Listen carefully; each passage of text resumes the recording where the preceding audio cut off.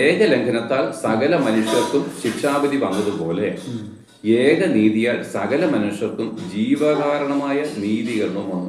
അപ്പൊ ഏക മനുഷ്യനാൽ സകല മനുഷ്യർക്കും ശിക്ഷാവിധി വന്നു. അതാ ഏക മനുഷ്യൻ ആദം. അപ്പൊ ആദം മുഖാന്തരമാണ് സകല മനുഷ്യനും പാപികളായിട്ട് തീർന്ന് ശിക്ഷാവിധിക്ക് യോഗ്യനായിട്ട് തീർന്നത്.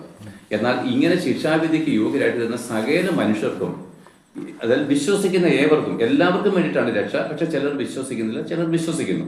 അതിൽ എല്ലാ മനുഷ്യർക്കും വേണ്ടിയിട്ട് ക്രിസ്തു മരിച്ചു.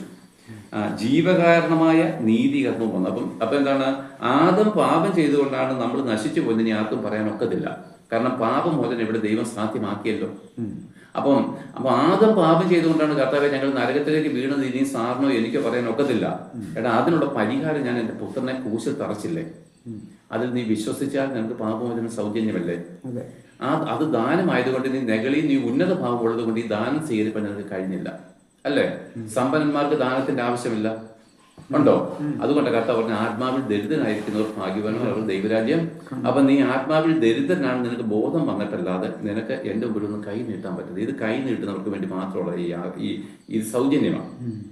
എന്ന് വെച്ച് കഴിഞ്ഞാൽ ഒരു യാചകൻ നമ്മുടെ വീട്ടിൽ വന്നിട്ട് ഭക്ഷണം ചോദിക്കുന്ന പോലെ കർത്താവിനോട് ചോദിക്കാൻ എപ്പോൾ നമുക്ക് മനസ്സുണ്ടോ അപ്പോൾ മാത്രമേ ഈ രക്ഷയുടെ അനുഭവം നമുക്ക് വരത്തുള്ളൂ.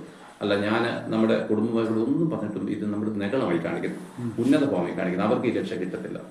അതുകൊണ്ട് ഈ തന്നെത്താൻ താഴ്ത്തുക എന്ന് പറയുന്നത്